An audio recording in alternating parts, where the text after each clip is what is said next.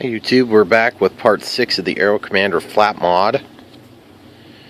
Where we left off, we had just gotten all this wiring finished up, and I went back through. The video had kind of ended at an inopportune time. I used some black tape to replace the zip ties, just for the simple fact that I didn't want the extra weight from the zip tie. So where we are now is we've got this articulation, we've got this single servo working. So now we're getting pretty much ready to start cutting in flaps. And once we cut in the flaps, we get the linkages in, and then we'll be able to finalize our exact positioning of this. So let's just reevaluate real quick these pictures. I outlined in black here, just so you can see that the general shape, this is just a zoomed in portion, the general shape is square. And if you look at the shape of the wing here, they're going to have to be cut out kind of square, which we discussed earlier. So in order to do that, it sometimes helps if you can take some masking tape as a guide, because it's really hard to get an exact straight cut when it comes to this stuff. I mean, I can usually get a fairly straight cut, but I can't necessarily always replicate that cut very clean. So what I'm going to do is I'm just going to use this green, just regular painter's tape, and I'm going to mark where I want the flaps to be. Now, if they're square on the inside, as these go down, they should stay here, but if I cut them like this, and to go down, they would need to run into the side. So I'm just gonna quickly double check my theory. I guess I don't want to call it a theory, it's more of just a factual thing.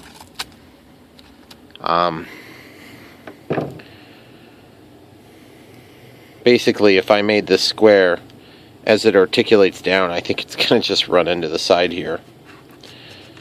And my hope is I can just use these as my cut lines. The kind of the inside mark. Or at least just use them as just a quick template guide.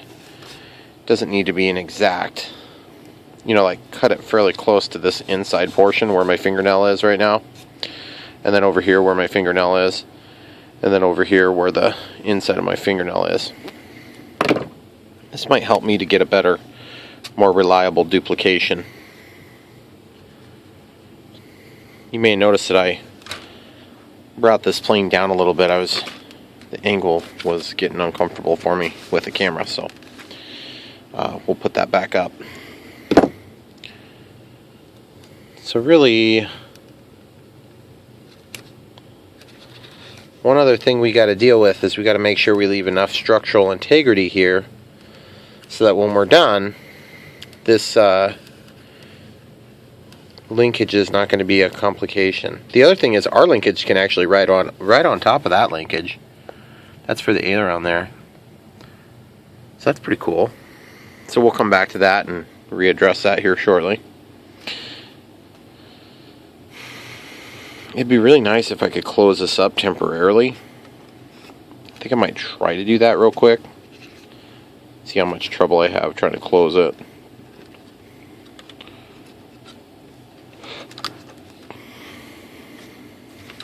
I think I need to switch these. In case you're wondering what this is, it's just a package from an industrial scale.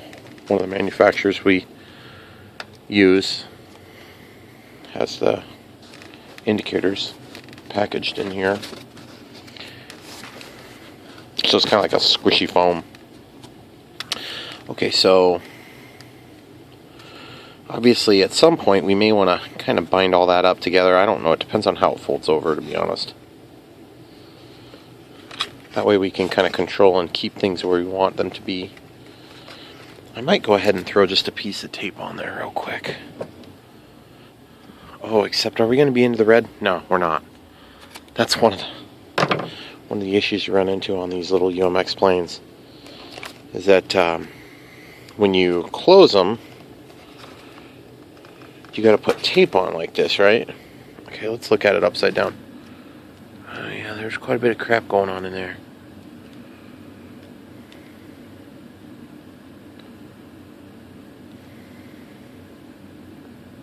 Did I manage to put that on the wrong side again?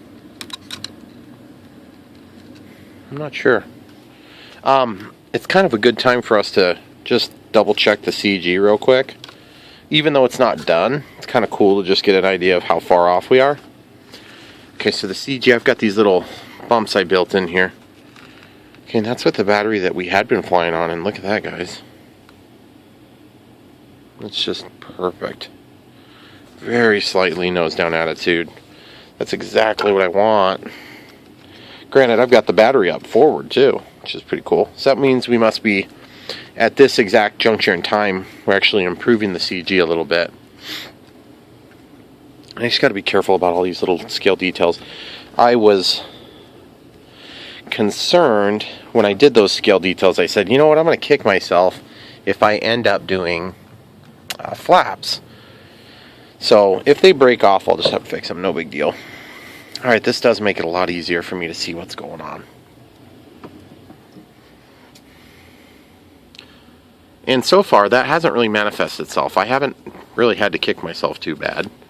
Because, to be honest, it's been a pretty smooth transaction. I can't believe, actually it's been pretty comfortable to work on. Working on these UMX planes can be some of the most uncomfortable stuff to work on, just because they're so dang awkward. Everything is small, and you gotta get yourself tucked into these weird little spots that aren't really designed to be accessible, and I feel bad for the guys that have to actually build these things. That's a pretty hard thing to do, and very glad that they do it. To be perfectly honest, they do a really good job building these things, because they really are. I mean, if you think about the little problems we have with them, I couldn't get anywhere near as good as they do them. Now I can maybe dress them up a little bit, but it's hard for the companies to make money when you're asking them to dress things up. Okay, so now, granted, there's already a gap here, so I don't think that's going to be an issue. We'll have to see as we articulate down if we're going to have any binding issues with the aileron, of course on both sides. It's fairly close. I might actually just take and open that up just a hair with a really sharp X-Acto knife here.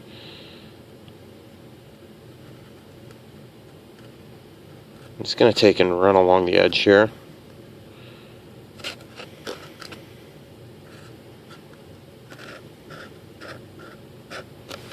I mean, I'm just barely taking anything off of there.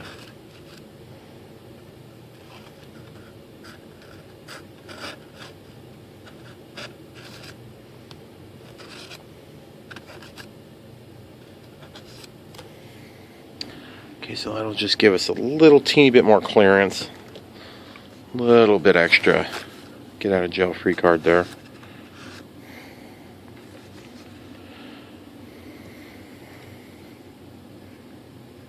And sometimes when you're done with these mods, you kind of realize, oh crap, I overdid it for weight, or anything, you know, like doesn't turn out quite right. You immediately start noticing it. So far between this and the Cessna 182 UMX, I've been super happy with the way it turned out. And the only UMX mod that I've ever done that's really been like, I wish I wouldn't have done it, was on the P51 UMX. I did an upgrade to 3S, and I found out later that I had problems with it, but I didn't have problems on other planes, and so I established that there must be some difference between models. And there was. One uses a 3000 kV motor and one uses a 2500. But it resulted in some just real minor damage. It wasn't like a big deal. Ended up, I think I had a spinner get damaged. It was no big deal.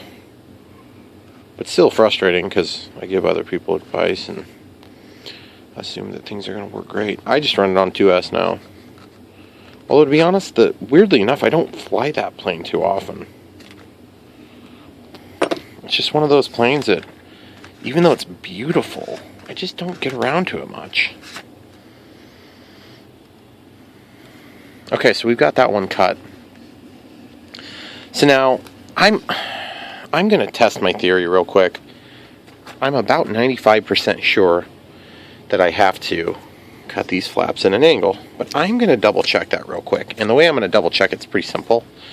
I'm going to basically take this sticky note and I'm going to stick it down, and then I'm going to take and transfer the angle just like that, okay? So you can see how that angle runs along where the... Okay, so now I got to cut it square. It's not quite square yet. Okay, so suppose that's square, okay? So now watch what happens as it deploys. It comes down and eventually engages. It eventually engages the side of the nacelle. So even though the flap shape is still like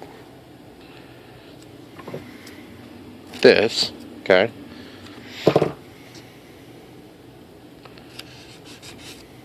Okay, so here we go. So the flap comes down, and eventually it hits the nacelle. So I suppose one could manage it a couple of different ways, but what I'm proposing is we simply leave this attached, that portion, and then we can get full deployment. See? And you wouldn't have an engagement until you like ran into the nacelle from the front sweep, which you're not going to go that far down. According to the picture that I have, we're not going to go much more than that anyway, if we're trying to go full scale. Which, to be honest, that's probably going to look about right anyway. And if you look at the way that outboard flap looks, it's almost like this little angle's not correct either. But that's weird. I wonder if this cut's actually straight up and down between the aileron and the outboard flap, because you see that outboard flap doesn't look like it's got that weird shape to it. But either way, I think my assertion was correct. So it's always good to double check before you start cutting stuff, if you're in doubt. And to be honest with you, that was more of just I don't want to regret it. Make a mistake. Can't undo that easy. Okay, so we got our blade. We tried opening that up, and I felt like that worked poorly. So I'm going to try it the other way that I do most of the time. I do it this way. I heat up the knife. Oh, and guys, I had somebody that asked me to cut out working on these and work on the Ash 26. And that's fine, but I'm going to do UMX planes. UMX planes are something that I really enjoy. Predominantly ones that are scale. In gliding, slope soaring, it's another one of my areas that I'm really passionate about. But right now, this is the thing I'm working on, so I'm really sorry, guys. I won't leave you out. I'm definitely going to get back to it. The other thing is it's scarier. And I hope you guys can appreciate that from where I'm coming from. I really feel like I have... Okay, so the nacelle seems to be just a little bit thicker on the top, so I got to make sure my cut is at an ever so slight angle, so I can get through all the way. Oh man, I hate it when I run into stuff like that. That's so frustrating. It's so easy to do too. And then I just drag that across my radio. What the heck is going on here?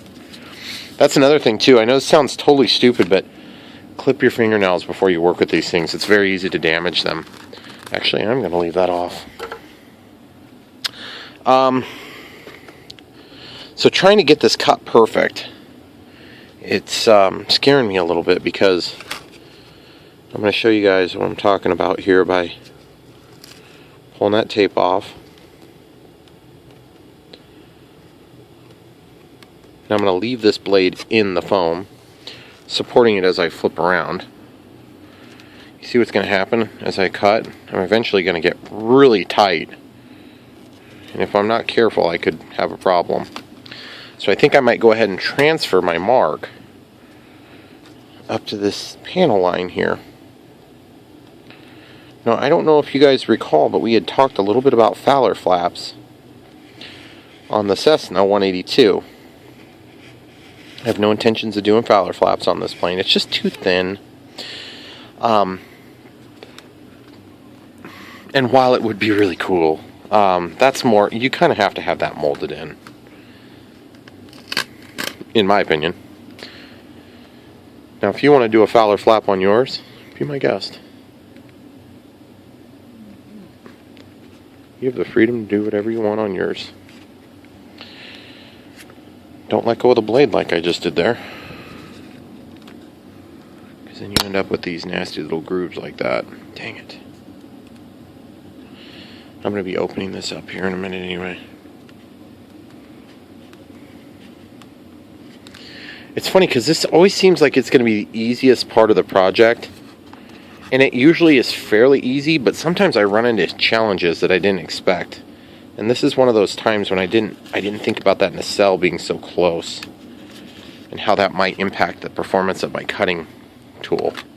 So now I need to get a hot blade and I need to course through that.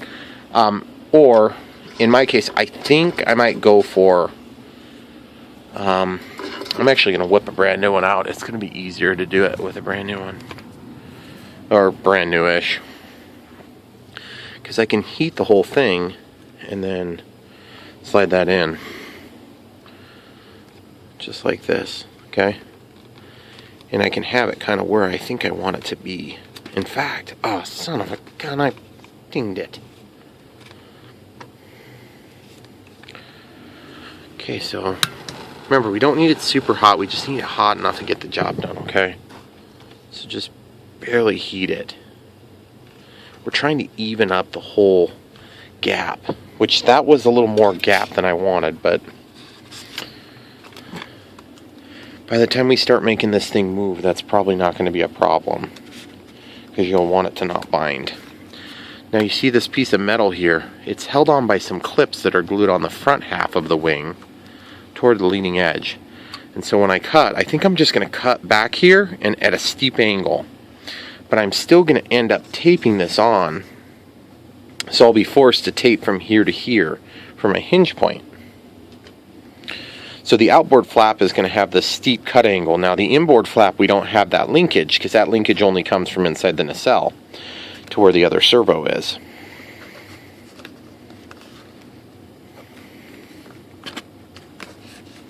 Okay, so here goes nothing, guys. I'm going to put my fingertip on the outside of the wing here, and I'm going to attempt, you know what I got to do? I got to get a straight line cut. Oh, geez. It slipped. Didn't cut me.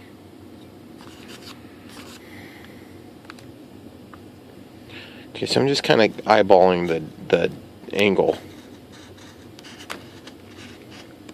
Okay, my finger's out of the way now.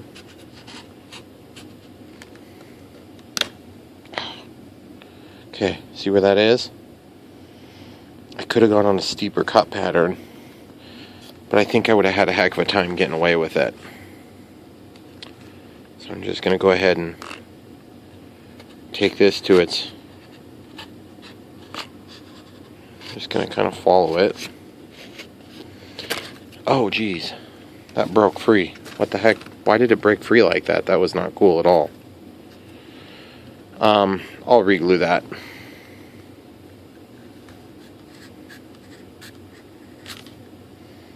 Okay, so now I need to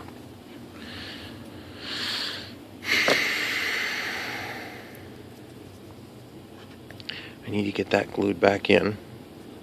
I don't like it when foam does that, but it does occasionally do it. It doesn't really care what we think. Just a little bit of CA should take care of that, though. Need some more Q-tips in there.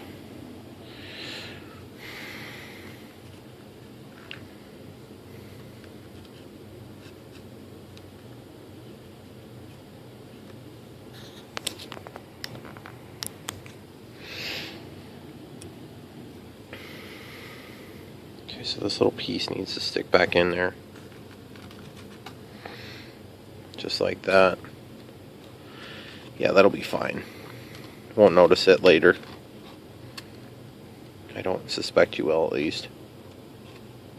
Yeah, that's what I was talking about. I just didn't have any of that with the Cessna. I just got really lucky, I think. Now, the other thing I've got to do is I have to evaluate each step because I have to duplicate it several times.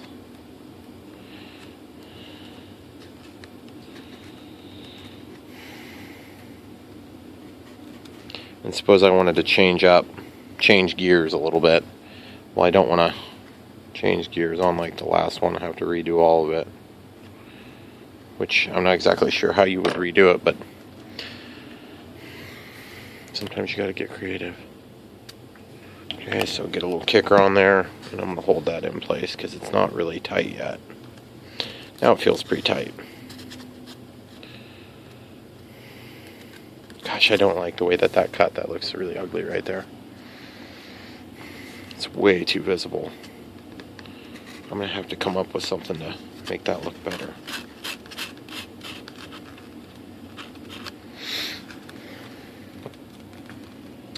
Alright, so yeah, it looks kind of slobby. I think I want to try to sand it here. Get this sanding block out. Go along some wood.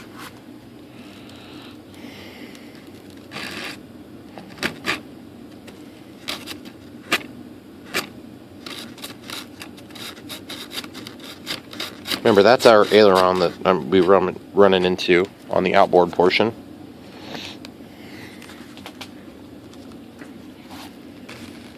Sorry, just trying to get the tool in the right hand here.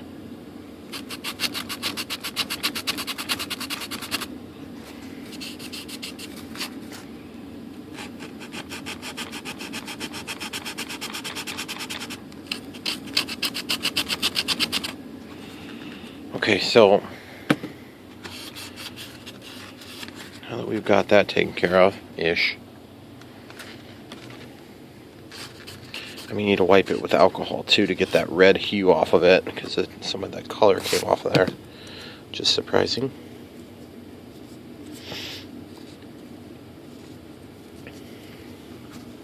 Okay, so you can see that real shallow angle that I used to cut here.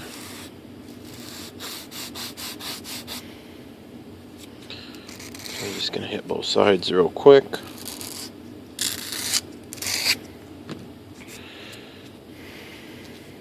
Just get rid of that little piece, it's not going to stay. Okay, so there's our flap mechanism on the outboard portion of the wing. You see that big hole right there? That just looks bad, doesn't it? It's annoying. It's not going to look bad when it's all done, but it looks bad right now and it's irritating me.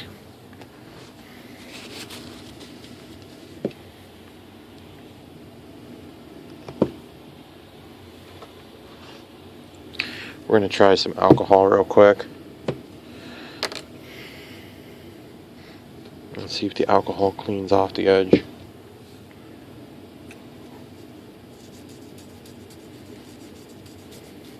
Yeah, it is actually perfectly cleaning it. It's taking off that little brown reddish hue. That's perfect. I didn't really expect that to go smooth. Just wipe it on my shirt there for a second.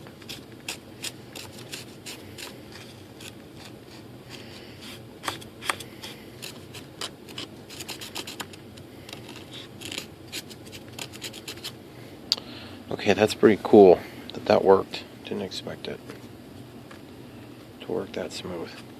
So now my next step is I gotta hinge this so that it can come down. Like we discussed earlier, we're not going to be doing a Fowler flap at all. That mechanism is just making this flap a lot smaller than it has to be. And I don't like it, but at the same time it's not really that big a deal either. So I can definitely make that work. Since I know the alcohol will clean off the coloring, I don't mind doing that with that sanding block. I'm gonna switch to these other blocks. I usually don't use the red one. For whatever reason, I just decided I was gonna use the red one for whatever reason.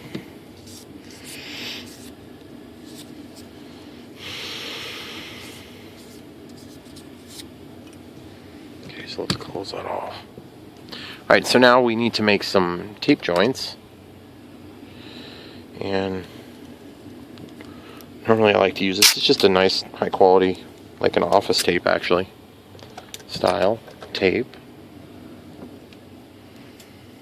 And I always cut off these little ridged areas.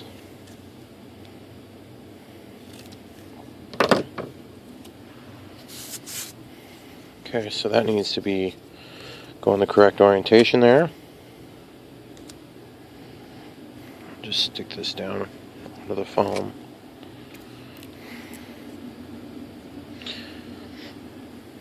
So guys, my hope is to have this project done tonight. So you'll be watching, I think you'll be one day behind. We'll have to wait and see how that goes.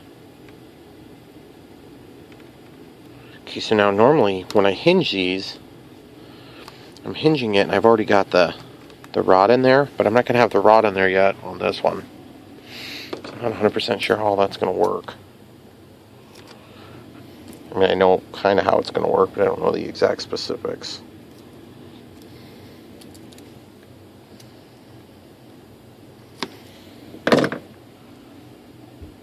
Okay. I'm using the knife to deliver the tape exactly where I'm wanting it to be. It really does help actually a lot. It's surprising how much it helps. Okay, so there's our hinge mechanism, which is just really simple, and you can see you'll eventually bind, and that's why it's got to be square. And it looks pretty square compared to what we had in the picture. That looks about right.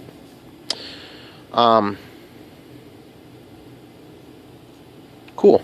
Okay, so now that we've done that and I'm satisfied with the way it turned out, now I just need to double check before I cut here, make sure I don't get into that same situation. It is tempting to try to heat something like this and just make your cut like this.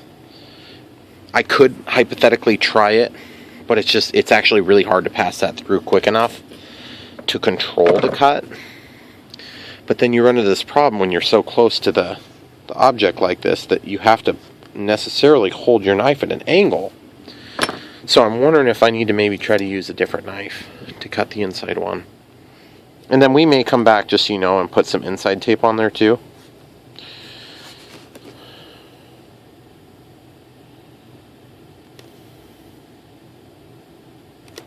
Yeah, that's not going to work. I can't get enough control of it. I have an idea that will probably work. I'm going to take the blade out and see if my forceps will give me enough strength holding onto that blade. It's not looking so hot.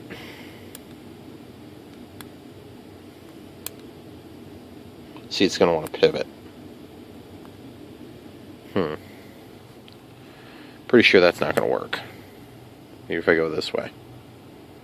Not going to get enough bite. Let's see.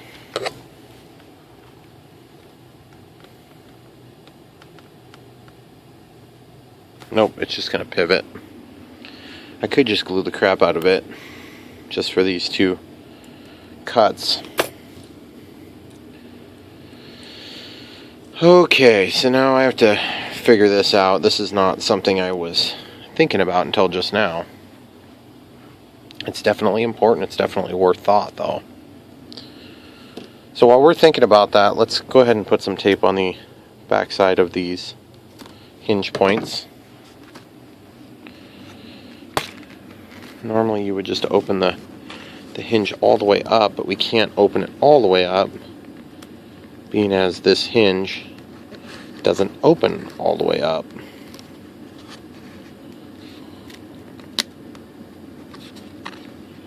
Okay, so that's pretty good. Then we'll trim off the excess here in just a second.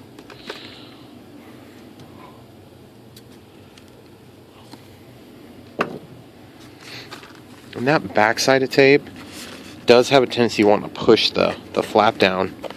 It's not usually a big deal until you start getting a bunch of pieces of tape that are working together. And it gets pretty strong, so just keep that in mind when you use a piece of tape like that.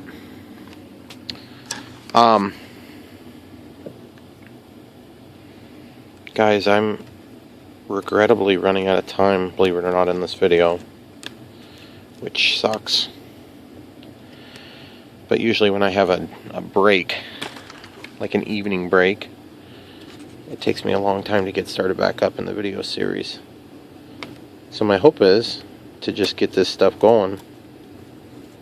End up getting a lot of footage captured tonight and have this project done, so then the next time you're seeing something, it's going to be flight videos.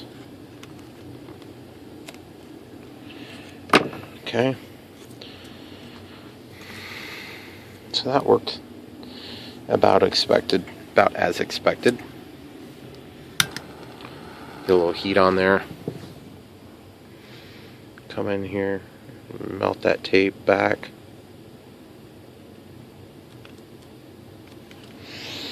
Cool. Okay, so